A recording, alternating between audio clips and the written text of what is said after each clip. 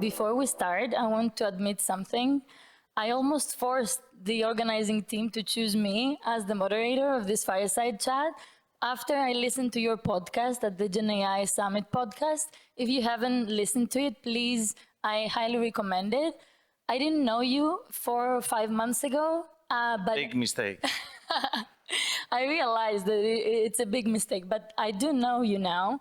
And if you listen to the podcast, you will realize that Mr. Athanassopoulos has a great analytical way of thinking, has great opinions, and you managed to not get me bored. And like, I listened to the whole podcast until the end. It's very hard for me to stay focused. I'm a very visual person, and I listened until the end. It was very, very interesting. I highly recommend it. And then I did some research and I learned about your background and all your professional experience. You have led many, many different companies, and you have designed and implemented growth plans for more than 24 years. But you also have a very, very impressive academic background with PhD, masters, and you also acted as a senior lecturer, correct? Correct. And I also have many friends that work at companies that are part of Olympia Group, and they say that you're a very hands-on leader. You don't only have a very deep understanding of AI and technology, but you also have a very clear pulse of how your people adopt it and how they perceive AI. And there's a lot of complexity inside the companies, and you really understand how to navigate the different objectives and the different speeds that people adopt AI. So I won't spend more time in the introduction. We will go ahead and start with a topic that was very common among many of the presentations earlier. This is scaling.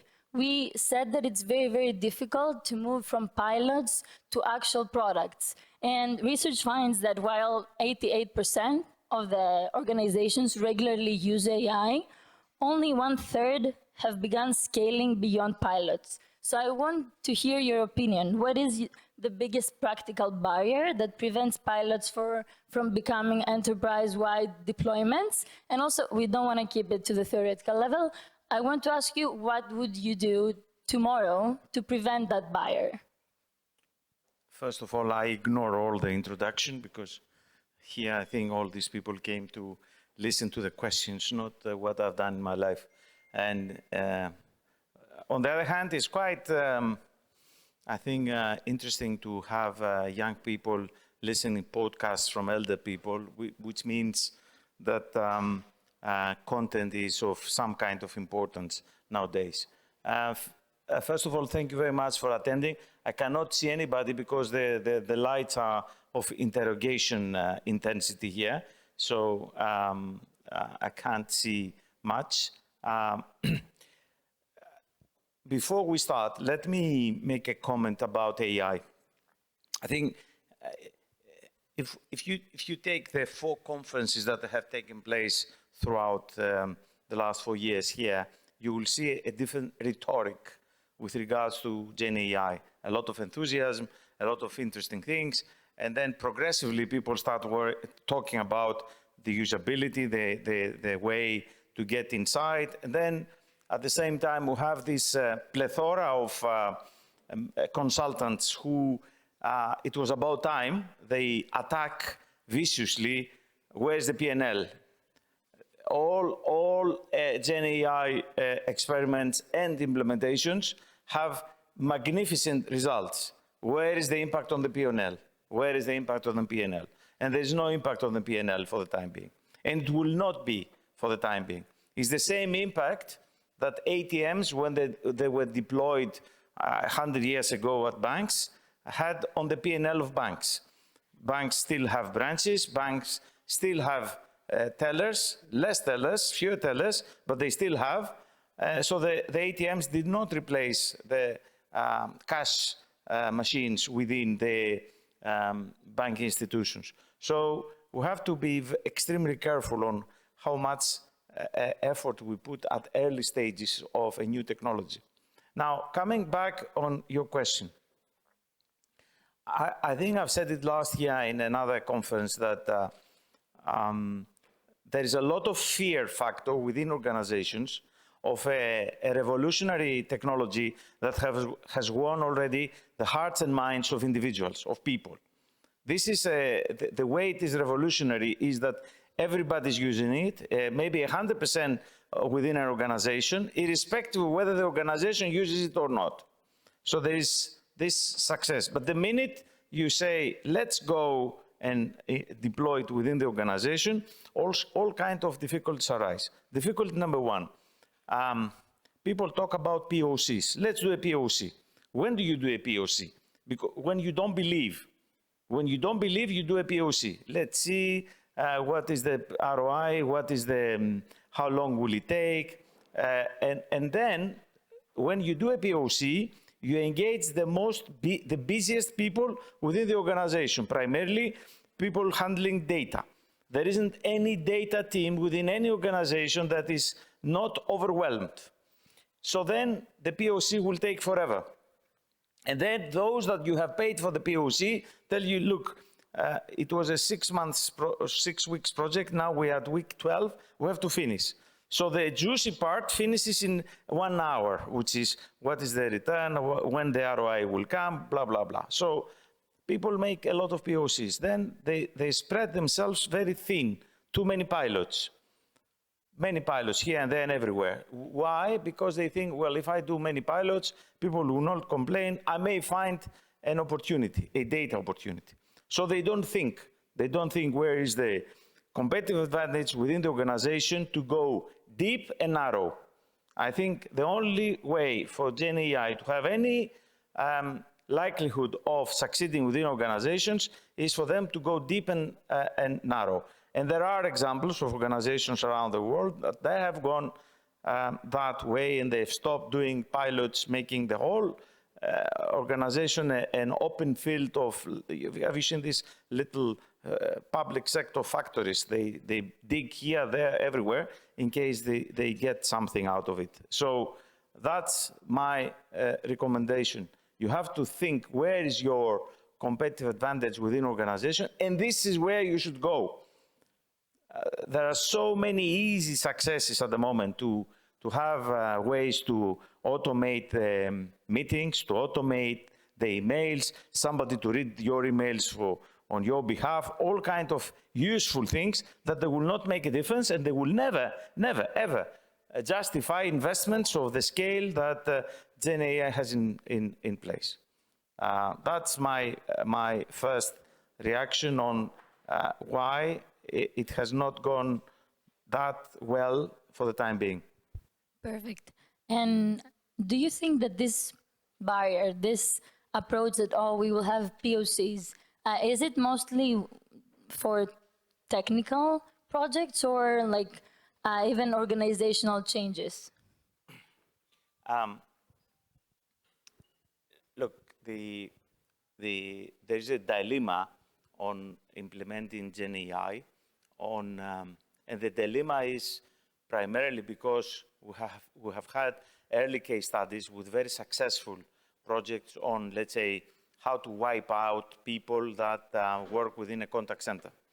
So yes, GenAI comes in there, automates. This is perhaps the only big success that people can be very proud of on the use of that technology. However, the true value, and I'm taking a holistic view here, value for those that they make the chips, for those that they develop the platforms, and those that they use the platforms, because we have these three elements, and we tend to talk about the first two because they are on the stock market. People make a lot of money, at least wooden money for the time being, but they do make a lot of money on the stock market, and we don't talk too much about those that they implement things. So when it comes to those implementing things, there's a distinction between efficiency and growth. Companies will become successful nowadays when they find ways to push their growth equation. And the growth equation is completely different to the efficiency equation. Efficiency is useful, but I haven't seen any company succeeding in this life by zeroing their costs. If you want to zero your costs, you have to shut down your company, and you will have succeeded without having a company. Now, when you open the growth equation, this is where the real challenges come for adopting these platforms. First of all, authenticity. There's a lot of talk at the moment that when you use the data, the generic data of GenAI, and if everybody, imagine everybody using the same technologies, everybody using more or less the same queries, the whole world will converge. But if the world converges, where is differentiation? Where is authenticity? If you want to make yourself different, you have to be authentic. So this is where companies, so it's not a technical issue, it's a strategic issue. To develop, to choose where you want to compete and to invest on that verticals, end-to-end verticals, to differentiate yourself by being authentic, by adding value and being different.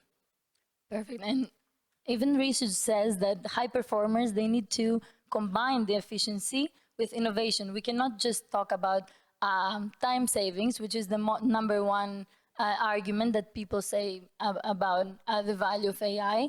We also want to see how we can bring authenticity to the table, as you mentioned. And when we prioritize growth, is there a different approach than prioritizing efficiency? Like, are there different KPIs that we need to look at? Or how do you differentiate these two objectives? Well, as far as the growth, I was checking now something, but I didn't want to forget something about the authenticity. Because you may argue, what exactly do you mean by authenticity? On the authenticity question, there is a very difficult answer, and it's called data. Data that you have, your data, and your dark data. Please don't mix dark data with dark web. It's dark data. There are organizations that have a lot of data that ignore what people talk in the social media, what questions, internal questions, employee from the front line ask the head office about things they don't understand. There's so much data within organizations that they are not structured, they are not in any database, and they contain so much truth that this truth can make them authentic. And so the utilization of data can open up this authenticity agenda within organizations. So I wanted to make this clarification when we talk about authenticity, what exactly do we mean? And to make this story feasible, we have to make some choices. And if you read the literature at the moment on AI, first of all, AI is doing great, by the way. The big question is on Gen AI. The numerical and statistical driven AI world has gotten a lot of boost from the Gen AI movement. Because beforehand, AI people were lonely. Nobody was listening to them. Nobody was taking very seriously what they were doing because they were using a language that only themselves understood, just mathematics. Gen AI made this big liberation because of language. It's English. Everybody understands. And now this English has penetrated into the AI world. So the AI people are coming out of the trenches and they add value in the organizations. So therefore, the language today is the AI people are doing better. The Gen AI people are talking about agents. And why are they talking about agents? Because they have realized that the only way to penetrate and become mainstream activities within organizations is by opening the very difficult challenge of automation more intelligent. Companies were fighting for automation the last 100 years, and they've done a lot of automation, but it was not intelligent automation. I remember myself programming in my PhD days and then in companies, iLog. Some people may know what is iLog. iLog is a language that you can write scripts in a algebraic, as they were calling, algebraic language to write workflows. All right, these things now become all of a sudden intelligent with Gen AI. So this is the big challenge now on whether you can make this transition from, I would say, normative automation to intelligent automation. But in order to get there, unfortunately, you have to redefine the way you work as an organization. You can't expect to bring agents inside your organization unless you change fundamentally the way decisions are taken. Because you have to trust. You have to trust what? The machine. But in many organizations, let's say go to regulatory environments, banks, decisions are made by humans. But then you have to trust the agent to make decisions. So you have to redesign lots of things on how you are organized in order to give breathing space to agents to work. And are there any guardrails or any data or metrics that can help us make these decisions? How do you usually approach? Well, I will give you an example. When I was trying years ago to implement CRM in a big bank, people refused at the front end. So I said, we have to put inside some transactions that can only take in place if they go via this application. So we deactivated transactions from the core system, like how you renew a time deposit.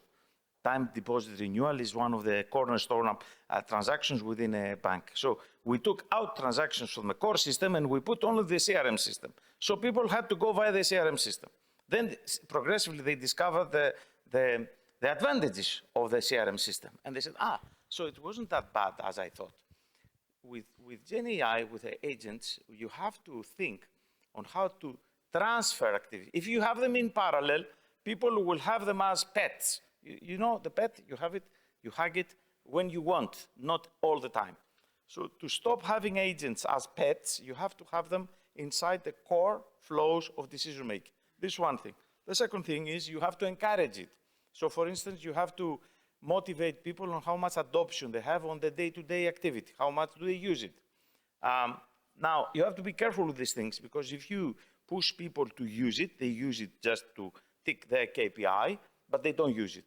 So the true, I think, success will not be from the old generation of KPIs, percentage of adoption, percentage of users. How many queries did you do? People will do it. They may put an agent to reach their KPIs without themselves doing anything.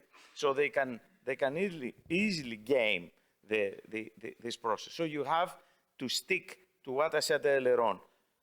Deep and focused, and change radically the way you do mortgages. Why I say mortgages? Because it's the most complicated product of a bank, not because of the underwriting, because of the complexity of the paperwork and the actual property you buy.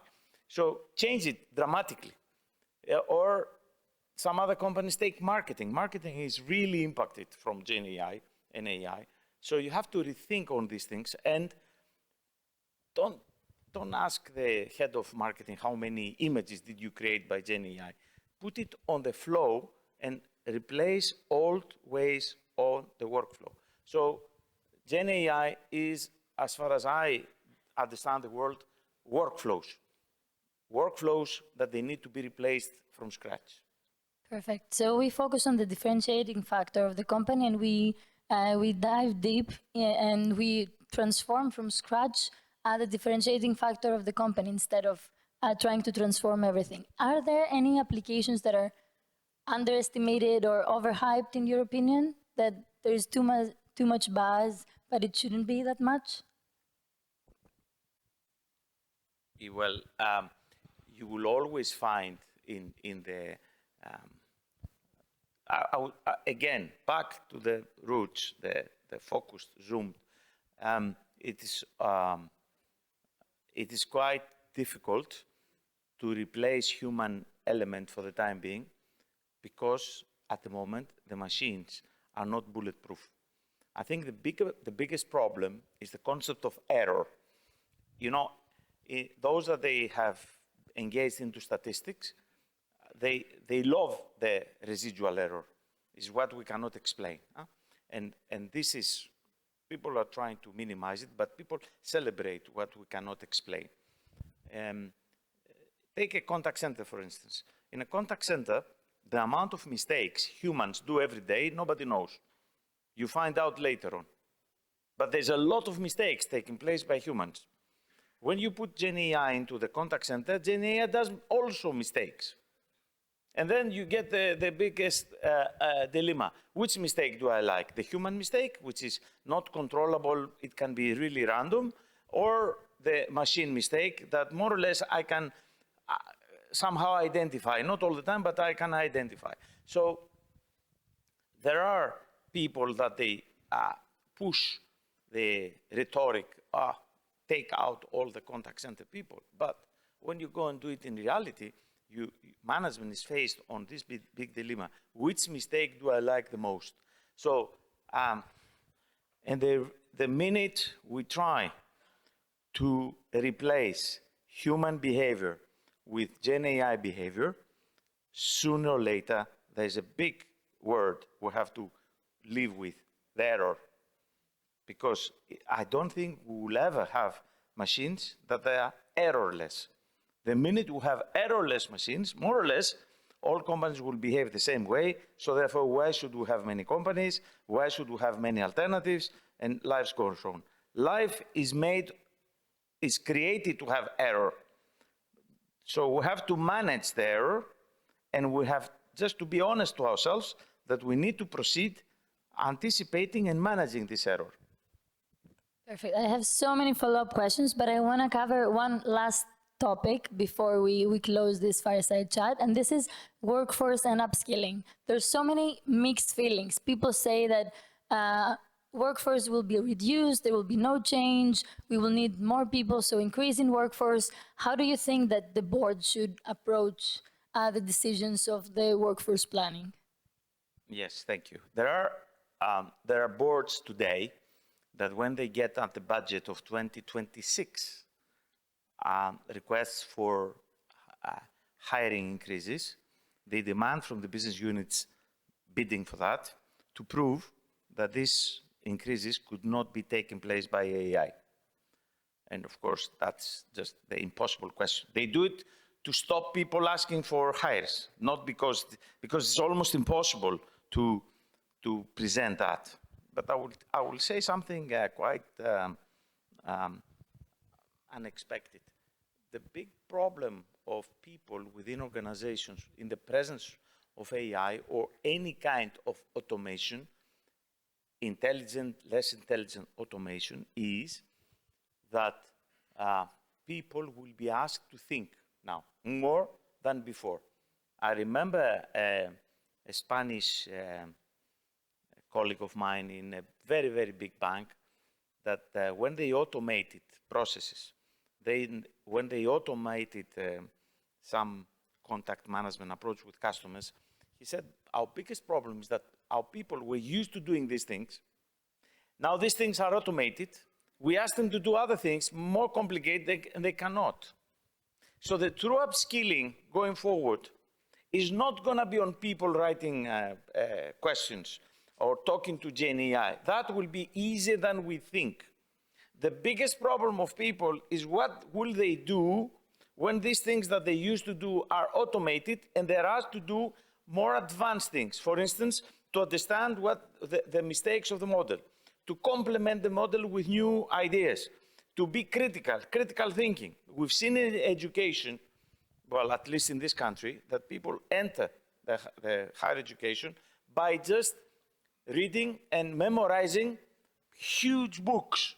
Somehow they can reproduce books as if they are little robots. You take this memorization out of their thinking and you ask them to make a judgment or a critical thinking, and they collapse. They're not stupid, but they have not been trained to do that. So I think the workforce problem is not how to train them. Who will train them? It will happen. It happened in previous revolutions. People, they were doing crafting products, and then they found machines. They were trained. They found how to, not to cut their hands, not to destroy the machines. This is much, much easier. The big challenge is how people will think when you take them out the typical tasks that they've been using for all their lives, and you ask them to think differently. Perfect. And are there any metrics that you focus on that? Like, what would you, are there any surveys that you would ask your employees whether they feel comfortable with the new AI workflows? Or if you could choose one metric, what would that be to give you a signal? You are like the bad teacher. You want all for everything KPI. Leave me alone. I am a data person. Yes. Look, these are all early days. No doubt about it. The true KPI will come from the coexistence and the utilization. So, for instance, the early reaction of people is, yes, it's very nice, I want it. And actually, there are surveys saying that the workforce is much more ready than management. The workforce, you know, why is that? Because most organizations are stretched. The people are asked to do more than they can. So they see the Gen AI as a bypass to reduce the workload that is on top of them. It's counterintuitive, because on one hand we say Gen AI is going to take jobs out. At the same time, people are overstretched within jobs. And therefore, they say, well, why don't you bring this automation, this intelligent automation forward for us to have an easier life, at least, because I cannot keep up. So on this front, you don't need KPIs. People will feel liberated. The true KPIs will come at management level and at board level, on how much are they prepared to let the machine take decisions on its own, because the big challenge is not let the machine take decisions and then humans will review all the decisions from scratch. This is just trial. But the true KPI will be what proportion of decisions on specific core process, not how many emails you will reply. By the way, if you let the machine reply your emails, this is the moment of truth, because if, let's say, you reply to a very important person the wrong message, it can be catastrophic. But nevertheless, what I'm trying to say is that the true KPI will be the percentage of decision-making that is truly automated when agents talk. Imagine using an agent to facilitate in an e-commerce platform the purchasing, and let the agent make the pricing of the product. Can you do that? Today, very difficult. Tomorrow, not so difficult. So the percentage of decision-making that will take when a human talks to an agent, or an agent talks to an agent, and you automate this, is going to be the ultimate KPI, I would say. Perfect. I got my KPI. I'm satisfied now. Perfect. Thank you so much. Thank you so much. Thank you very much. Thank you.